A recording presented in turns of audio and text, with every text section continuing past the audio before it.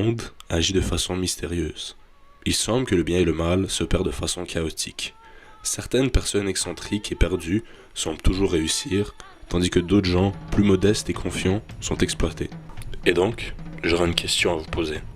Croyez-vous que notre monde actuel est égal? Comme un homme sage du nom de Yukichi Fukuzawa l'a dit autrefois, le ciel ne crée pas une personne au-dessus ou au-dessous d'une autre. Il est vrai qu'à la naissance, nous sommes tous nés égaux, mais très tôt, nous réalisons que les aptitudes intellectuelles, physiques et sociales, de même que notre statut, nous différencient des autres. Quoi qu'il en soit, les humains changent au fil du temps en fonction de leurs actions. À vrai dire, en fin de compte, l'égalité n'est qu'un fantasme, et la plupart d'entre nous traversent la vie en niant le fait que nous vivons dans une méritocratie. Nous sommes trop distraits et ne pouvons plus vivre notre vie comme le vivaient autrefois nos ancêtres. Chaque seconde, de chaque minute, de chaque heure, de chaque jour, de chaque semaine, de chaque mois, de chaque année, quelque chose de mauvais se produit sur ce monde.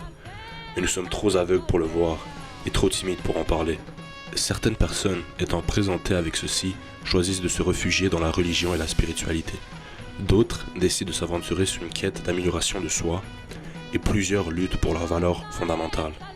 Est-ce l'objectif d'une vie? Je n'en sais rien. Mais il demeure que le mal opère dans notre monde, que l'on veuille ou non. Et de là vient le sujet de cet essai vidéo, la catastrophe du 11 septembre 2001. Dans ce projet, je détaillerai le contexte historique du Moyen-Orient et des États-Unis, l'essor d'Osama Bin Laden, d'Al-Qaïda et des groupes similaires, de même que l'élaboration du plan du 11 septembre 2001, le déroulement de la catastrophe, les conséquences infligées et quelques autres détails importants. Alors, détendez-vous, asseyez-vous, prenez du popcorn et profitez de cet essai vidéo d'environ 12 minutes sur la catastrophe du 11 septembre 2001.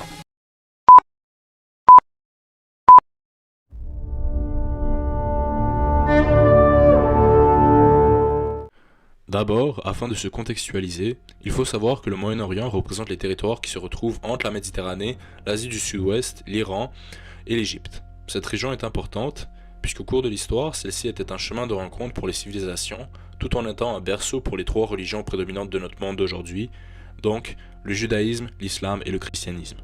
Ce qui vient déstabiliser les relations entre l'Orient et l'Occident est la guerre froide, qui oppose le bloc soviétique et le bloc américain. Durant cette période de temps, le Moyen-Orient représente un atout important pour l'Europe et l'Amérique à cause de la haute présence d'hydrocarbures qui s'y retrouvent. Ces pays, cherchant à accéder à ces hydrocarbures, envisagent à créer des pactes avec le Moyen-Orient. De même qu'en 1945, les États-Unis signent le pacte de Quincy avec l'Arabie Saoudite. En échange, les États-Unis offrent leur protection militaire à l'Arabie Saoudite. De plus, au cours de la guerre froide, les troupes soviétiques restent en Iran, ce qui ramène les États-Unis à instaurer des politiques pour ralentir leur colonisation de l'Ouest, en plus d'intervenir en Jordanie et au Liban en 1958. Et alors, les alliances que les États-Unis ont créées avec l'Iran, l'Arabie Saoudite et la Turquie lui permettent d'avoir un contrôle à distance de l'Est. Puis, en 1955, il y a eu la signature du pacte de Bagdad, signé par le Royaume-Uni, le Pakistan, l'Iran, la Turquie et les États-Unis, qui renforce encore ce contrôle sur les territoires de l'Est. Lorsque nous comparons ceci au bloc de l'URSS, ceci est une autre histoire. D'abord, en ayant Joseph Staline comme chef, l'Union soviétique se démontre étant de nationalisme juif, donc pour la création d'un État refuge. Puis, juste avant sa mort, Staline change radicalement de position en proclamant une vision anti-israélienne.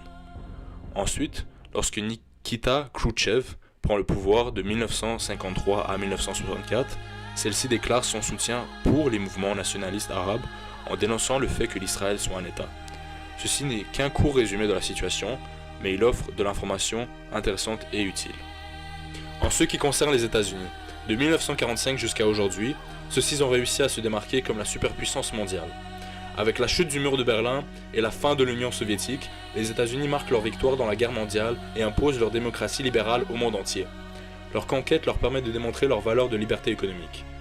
De même, la guerre du Golfe, dont ils font partie, leur offre une chance pour présenter leur pouvoir militaire et s'assumer en tant que meilleure armée du monde. Toutefois, comme le dit un proverbe populaire, ce qui circule revient.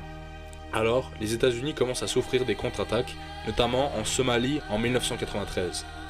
Afin de résoudre ces problèmes internes, Bill Clinton promeut la doctrine de l'enlargement qui contient deux concepts clés, le soft power et le hard power. Le soft power signifie force douce. Il s'agit pour un État d'user de ses capacités d'influence et de séduction pour faire avancer ses intérêts géopolitiques. tandis que le hard power signifie force brute.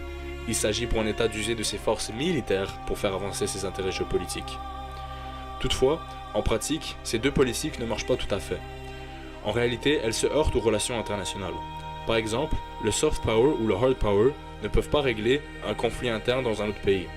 De même, l'habitude isolationniste des États-Unis rend l'utilisation de cette doctrine dure. Et bien sûr, il y a les attaques du 11 septembre qui ont une immense influence sur l'attitude du pays. Il semblerait que les Américains aient finalement réalisé que certains intrus cherchent à prendre leur place comme hyperpuissance mondiale.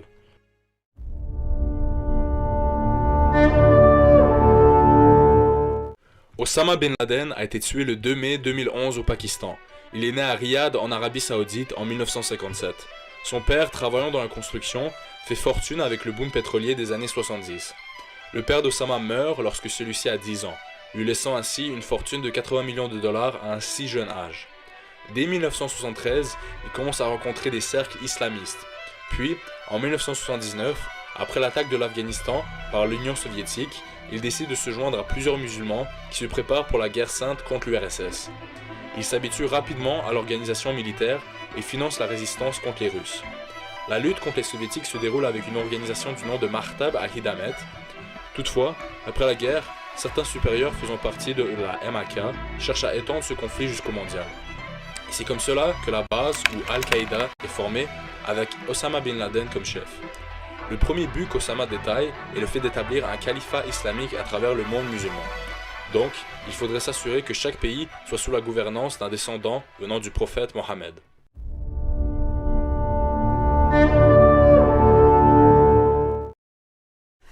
Au cours de la guerre entre l'Union soviétique et l'Afghanistan, l'URSS a offert son soutien à un groupe communiste d'Afghans, donc des insurgés musulmans connus comme les Moudjahidines. Dans ce groupe d'insurgés, il y avait un Saoudien né d'une famille riche nommé Osama Bin Laden qui finançait les efforts des Moudjahidines. Après s'avoir relié avec Abdullah Azzam, un érudit islamique sunnite palestinien, il décide de créer un grand réseau financier afin de prévenir les futures guerres religieuses. Toutefois, pour Bin Laden, ce n'était pas juste un moyen de défense, mais aussi un moyen d'attaque. Puis, en 1989, Azzam se fait assassiner, ce qui donne la position comme chef du groupe à Osama. Après que Saddam Hussein a envahi le Koweït en 1990, l'Arabie Saoudite, craignant de se faire envahir aussi, renforça le régime saoudien. Par conséquent, Bin Laden s'est fait exiler du pays et a perdu sa citoyenneté en 1994. Et alors, en quittant le pays avec les États-Unis comme cible numéro 1, il commença à organiser certaines attaques et prit le mérite pour celles-ci. Celui-ci a pris le mérite pour l'attentat à la bombe contre le World Trade Center à New York en 1993, l'attentat à la voiture piégée en 1995, l'attaque de 2 hélicoptères Black Hawk et plusieurs autres. Au cours des années, Osama continue à affirmer ses attaques contre les États-Unis. De même qu'en 1997, Osama affirme dans une entrevue avec la CNN « Les États-Unis d'aujourd'hui, en raison de leur atmosphère arrogante, ont établi 2 poids, 2 mesures, qualifiant de terroristes quiconque va à l'encontre de leur injustice. Ils veulent occuper nos pays, voler nos ressources, nous imposer des agents pour nous gouverner, puis veulent que nous acceptions tout cela. » Afin d'ajouter sur mes propos et de les justifier convenablement, voici une citation du Conseil sur les relations étrangères qui affirme que l'opposition violente du réseau terroriste aux États-Unis découlait de son soutien au gouvernement infidèle, y compris ceux d'Israël, de l'Arabie Saoudite et de l'Égypte, ainsi que des Nations Unies, et de l'implication des États-Unis dans la guerre du Golfe de 1991 et dans la mission de l'opération Restore Hope en Somalie en 1992 et 1993. Subséquemment à ceci, il y a 5 grands groupes terroristes qui ont apparu à cause de l'influence d'Al-Qaïda. Le Front Al-Nusra en Syrie, Al-Qaïda au Maghreb islamique, AQMI, les Shihab somaliens, Al-Qaïda dans la péninsule arabique, AQPA, et Al-Qaïda dans le sous-continent indien, AQSI. Le Front Al-Nusra débute en 2012, et il s'oppose farouchement à l'État islamique d'Irak en Syrie. Il représente l'un des plus gros mouvements djihadistes en Syrie après l'Aile. AQMI, créé en 2007, attire des nouveaux combattants venant de divers pays et continue de soutenir son allégeance à Al-Qaïda. Ils semblent être les auteurs de nombreux enlèvements et attaques occidentales. Cette organisation ayant comme chef l'Algérien Abdelmalek Droukdel opère majoritairement en Algérie, mais on peut les retrouver au Sahel, au Burkina Faso et en Côte d'Ivoire. Les Shihab somaliens sont à la tête de la révolte en Somalie. Parallèlement à AQMI, ils affirment leur solidarité avec Al-Qaïda. Il compte un nombre approximatif de 9000 soldats qui sont sous l'autorité de leur chef Ahmed Omar Abu Ubaida. Ils organisent des opérations guérilla, des attentats suicides et même des attaques contre des pays voisins comme le Kenya. ACPA consiste en une fusion de branches djihadistes du Yémen et de l'Arabie Saoudite. Ils revendiquent les actions d'Al-Qaïda et les attaques contre l'Occident. Malheureusement, le chef de leur groupe, Nasser al-Wahishi, se fait tuer par des douanes américains. En 2014, Al-Qaïda déclare la création d'un groupe djihadiste indien du nom d'Axi. Leurs combattants sont peu nombreux, étant évalués à un environ de 600. Toutefois, ceux-ci sont liés aux talibans afghans et à d'autres combattants djihadistes. Il semblerait que le groupe d'Al-Qaïda soit prêt à tout pour gagner cette guerre spirituelle.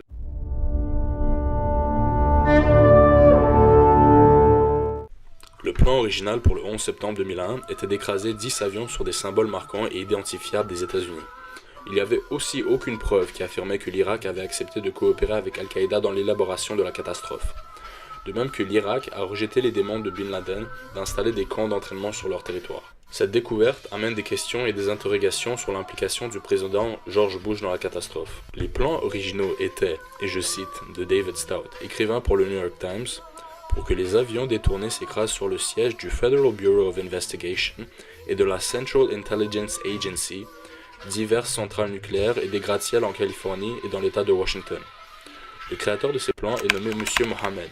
Après avoir été questionné par des interrogateurs, Mohammed avoua qu'il avait planifié de voler le 10e avion lui-même et qu'il aurait tué tous les passagers masculins, puis après aurait fait atterrir l'avion dans un aéroport américain où il aurait fait un discours par rapport à sa mission djihad. Toutefois, Bin Laden utilisa son pouvoir de veto et décida que ce n'était pas la meilleure idée pour convaincre le monde. Il y avait aussi des suspicions par rapport au fait qu'il y aurait eu un 20e terroriste à bord des avions nommé Zacharias Moussaoui. Mais ceci reste incertain et Moussaoui est encore en attente d'inculpation. De plus, Mohammed affirme qu'il y aurait dû avoir 26 terroristes sur les lieux, mais que certains se sont retirés à cause de la famille ou de mauvais visas. Au début, il était question de réaliser l'attaque le 12 mai 2001, mais après que Bin Laden ait appris que le premier ministre de l'Israël visiterait la Maison Blanche en juin ou juillet, celui-ci cherchait à enlever toutes sortes de délais. Alors, cette envie par Bin Laden de se dépêcher a fait que certains des terroristes n'étaient pas totalement préparés pour leur mission. Notamment, il y eut des problèmes avec l'adaptation et l'apprentissage de l'aviation. Toutefois, avec l'aide d'un jeune saoudien ayant de l'expérience, le groupe s'habitua peu à peu à voler. Par contre, le groupe était aussi déchiré par certains détracteurs, notamment M. Jarrah, qui finissent par s'écraser dans un champ en Pennsylvanie, après avoir vaincu les doutes sur sa mission. Il finit celle-ci en se suicidant et tuant le reste des passagers dans l'avion en même temps. Quelques semaines avant l'attaque, les terroristes se sont informés sur les horaires des compagnies aériennes et sur le fait que les portes du cockpit restaient ouvertes environ 15 minutes avant le décollage, rendant ainsi ceci le parfait moment pour réaliser le braquage. Durant leur tour aux États-Unis, juste avant l'attaque, certains membres du groupe se sont fait interpeller pour des excès de vitesse et des accidents mineurs. Cependant, rien n'est advenu de ceci, vu que les policiers n'avaient aucune raison de les soupçonner.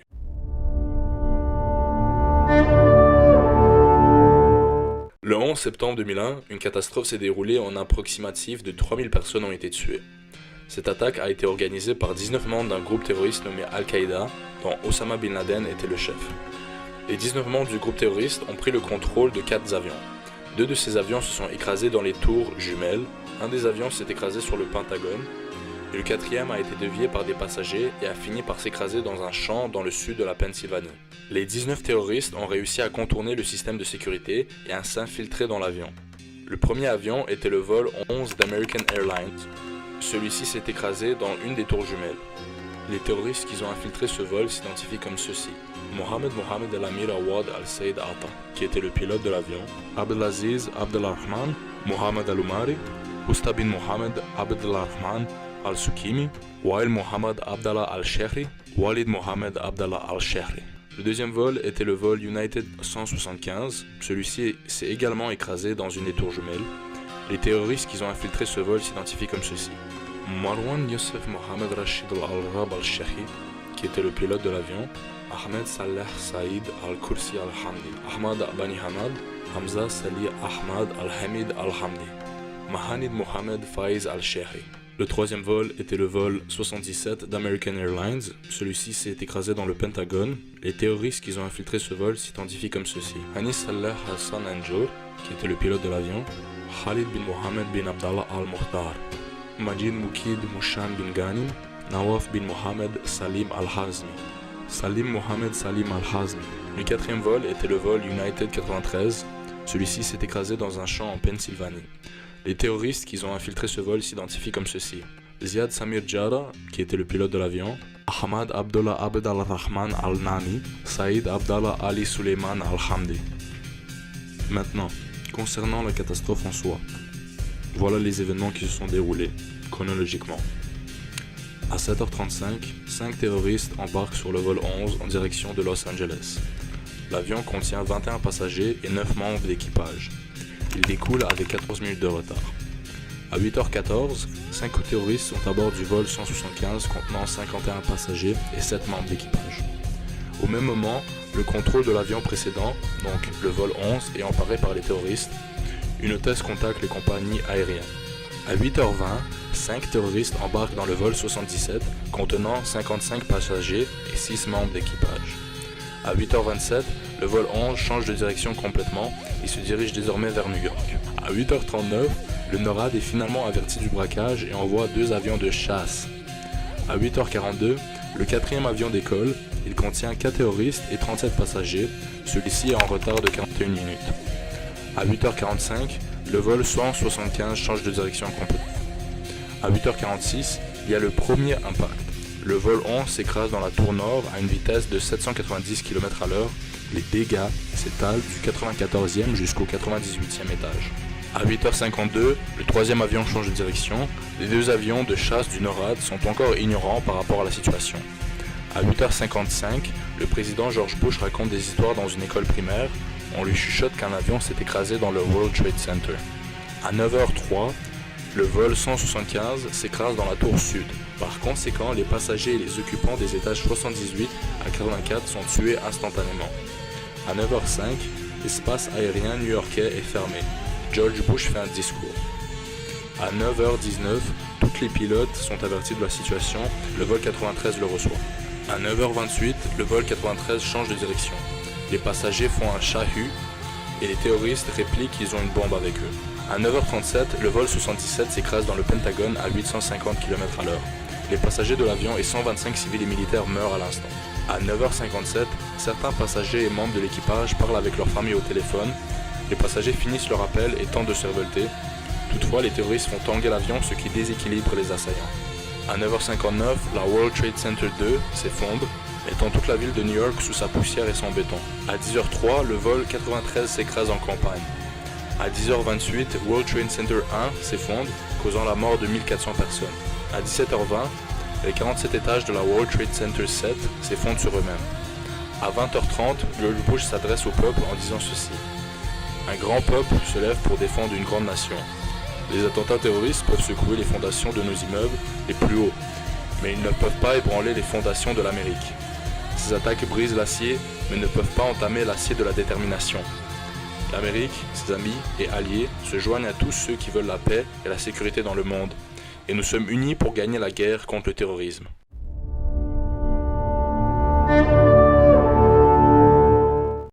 Depuis le 11 septembre 2001, le terrorisme fait face comme problème majeur. Cette catastrophe notifiant ainsi les États-Unis à agir en organisant des traités et des négociations qui permettront de réduire la menace terroriste. De même, les procédures dans les aéroports ont été accentuées et les habitudes des voyageurs ont changé. Les couteaux et plusieurs autres objets ont été placés sur la liste rouge. Il y a également eu des changements concernant le transport des liquides et la sécurité à bord de l'avion. Puis il y a aussi l'utilisation d'un nouveau passeport biométrique dont les données ne peuvent pas être falsifiables. Ensuite, les méthodes de communication ont changé. La coopération entre les organismes et les agences de sécurité attachées à l'entraide judiciaire et l'entraide policière ont été des méthodes pour prévenir des prochaines attaques. Et bien sûr, il y a le bouleversement géopolitique. Pour la première fois, les États-Unis réalisent qu'ils ne sont pas le seul dans le monde et que certaines puissances cherchent à changer le monde dans leur vision. Pour l'Occident, qui n'y voyait que le profit, il n'y avait pas de conséquences pour leur acte. Mais voilà une conséquence dont ils n'ont pu prévenir.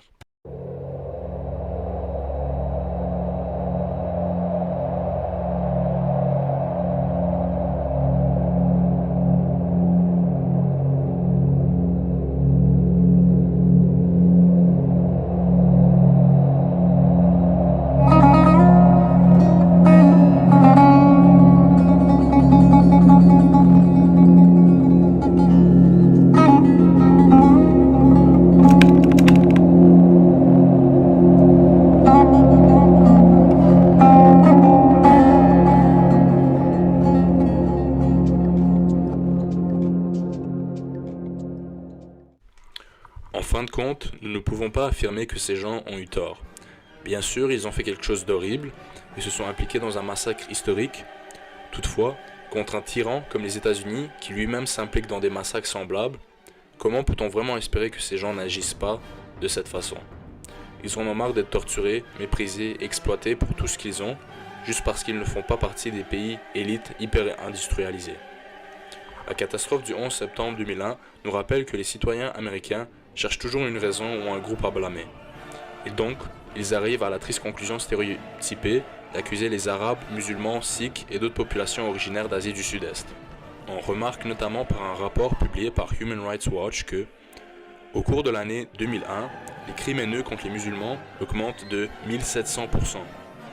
On remarque que les États-Unis semblent suivre un passage similaire à la guerre contre la drogue. Alors la guerre contre le terrorisme n'est pas réellement une guerre contre le terrorisme, mais plutôt une guerre contre la différence, et une guerre basée sur l'ignorance du peuple américain. Toutefois, de nos jours, les États-Unis se sont sophistiqués. Leurs méthodes semblent plus subtiles, ou du moins plus robotiques. L'utilisation des techniques comme les arrestations arbitraires, la torture, les détentions indéterminées sans inculpation, les déportations, la surveillance, l'espionnage, les violences physiques et les agressions verbales, tel qu'il est présenté par Stéphanie Coury sur L'Orient le jour, semblent être leur méthode pour calmer la population américaine. De même, ceux-ci utilisent aussi l'entrappement et influencent des jeunes arabes et musulmans à commettre des actes déplorables afin de continuer cette illusion que les arabes et les musulmans américains sont des terroristes, qu'il faudrait sortir du pays. Il serait bien d'espérer que cette superpuissance mondiale apprenne une chose ou deux, à moins de vouloir se faire détruire par la Chine ou la Russie.